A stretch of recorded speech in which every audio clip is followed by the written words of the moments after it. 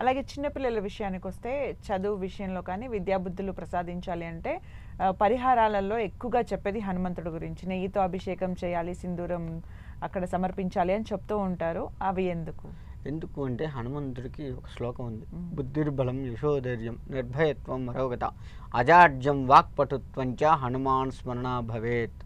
హనుమంతుని స్మరిస్తే బుద్ధి మంచి బుద్ధి చేకూరుతుంది. బుద్ధిర్బలం, ఇక్కడ బలం వస్తుంది, బుద్ధికి బలాన్ని చేకూర్చుకున్న వాళ్ళం ఉంటాం.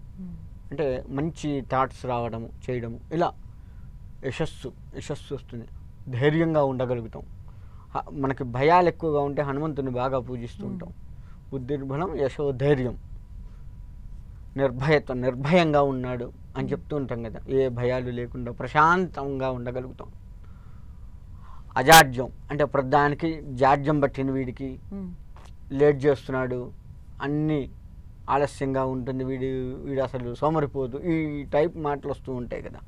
ఆ రకమైనటువంటి మాటలన్నీ కూడా, ఆ రకమైనటువంటి క్రియలు చేసేవాడిని హనుమంతుడు స్మరిస్తే, అటువంటి వాడు స్మరిస్తే అవన్నీ కూడా పోయి చక్కగా ఉండగలుగుతాడు. అజాడ్యం వాక్పటుత్వం అంటే ఏంటంటే ఏ విషయమైనా నిర్భయంగా స్పష్టంగా సూటిగా చెప్పగలగడం. హనుమంతుడు చేసేది అదే, చెప్పాలి అనుకున్న విషయాన్ని సూటిగా చెప్తాడు. అందుకే పిల్లలకు హనుమంతుడి కథలు చెప్పి హనుమంతుడిని ప్రేరణగా ఇచ్చేది అందుకే అనమాట.